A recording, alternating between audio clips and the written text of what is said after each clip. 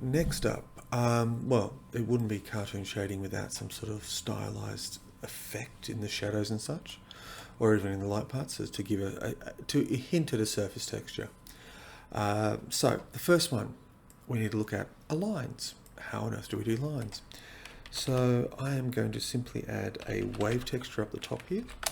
Now all of this is built off my initial cartoon shaders, just as step tone shading. Watch the previous video for that stuff. So we have that. And then I'm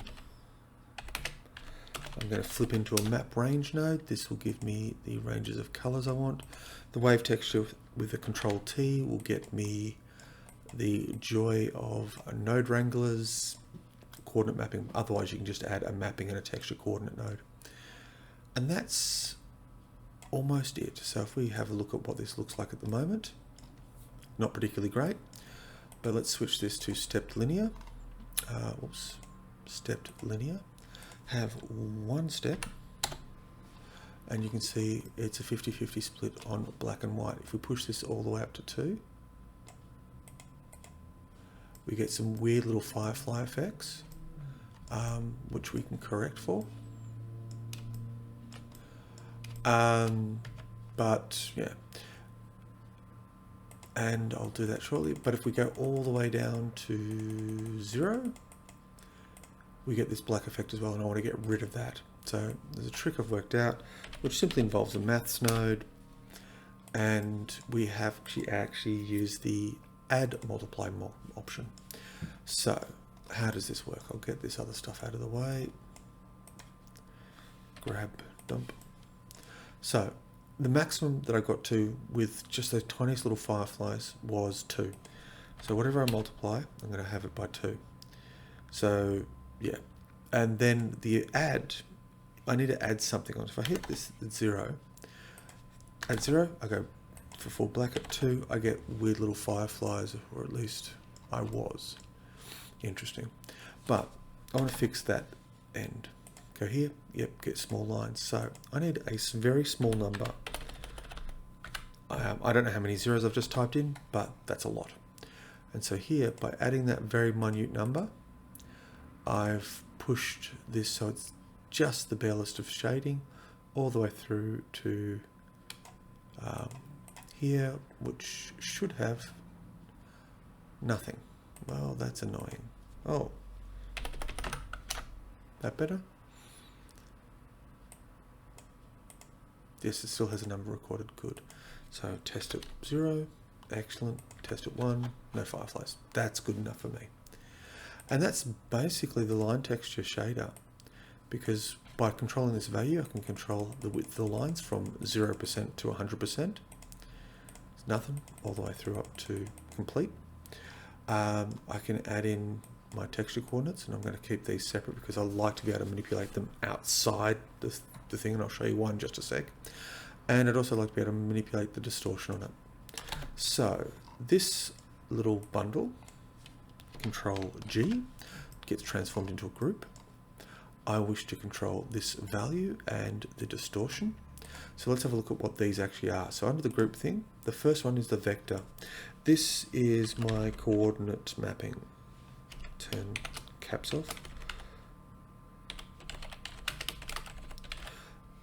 So I can add a texture and mapping node to it. This will be the line width, and then we have the line distortion. Now, going back to the line width, I want that to range from 0 to 1. That's it. Default value I'm going to set at 0.5. And that's pretty much it. It's nothing extremely fancy, but this gives me the first node group to work with. And so how do I build this into what I've got currently? I'm going to add another color mapping node. This will become the influence of the color combinations, so the factor. And then I want to combine him with the other colors. So what we can see here is that it's acting as a mask. And if I wanted to be so inclined, I can either define that as a particular color, say let's go with the red lines. No, red, yeah, red's not so extreme, or brown. All right, or alternatively, I can duplicate that, pop that into that factor, pop that into there, get everything to disappear for just a second, and then flip them. Or add in, I don't know, let's go pink and orange. So you can see here, it controls the color transition. So this gives me the texture color, and this gives me the regular color. I'm not going to do it in this case, but just this is as an example. So here I want to be able to control that. I'm going to push that always to there. Now, let's say I want to be able to adjust the scale of these lines. Well, I've got the width already preset. So let's drop the width down to 0.1. Nice thin lines. Right, that looks pretty good. Then I can control this with the scaling. So this gives me control there. So let's drop that to 2. And the Z here gives me the angle from 0 through to whatever you want to choose, positive or negative, it doesn't matter. If you want to lock it into the window coordinates or the camera to get the lines orientated towards what you're viewing, then again, you've got that there. Otherwise, you've got other ways of tying it in.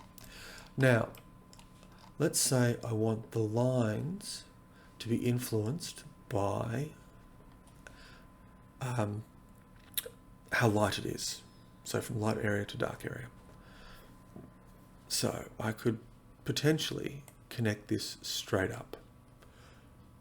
And you can see very clear steps there. Alternatively, say I wanted smooth steps. This shader won't do it, or this stepping. So if I'm going to duplicate that thing, I want to change this. I'm going to do the little 2 symbol here to convert it into a different separate object, or a separate shading set, or node tree, whatever you want to call it. And I'm going to call this one linear, because what I'm going to do, the only change I'm going to do is going to go inside this shader, switch it from here to smooth step, and this group output is no longer needed, so I can actually delete that from the end panel here, and I have a linear shader. What does this mean? When I hook it up, excuse me, you can see that the thickness of the lines adjusts. We'd like some control over that, so adding a maths node of some description is a great idea. What I would suggest, this is just a straight up add, but you can see here how add influences the values from 0 to 1. But for example, I want a little bit more control, or I want the effect to be not so to slope a different way, to be angled a different way. So I've got smoother line angles from here to here. This is a linear shader, so because it actually realistically transitions from that smooth color to there, you can then factor that in. So anyhow, what I find is actually doing a combination of add multiply as a thing, because this gives me that mathematical multiplication, and then I can add in something. So if I want those edge lines to just be gone, but I want a fairly low multiple so it stretches out forever, it can get, you can tweak the numbers and find out what works for you. So we have 2 shading options here, and we have a simple node group, which in this case is the basis of lines for a lot of other things.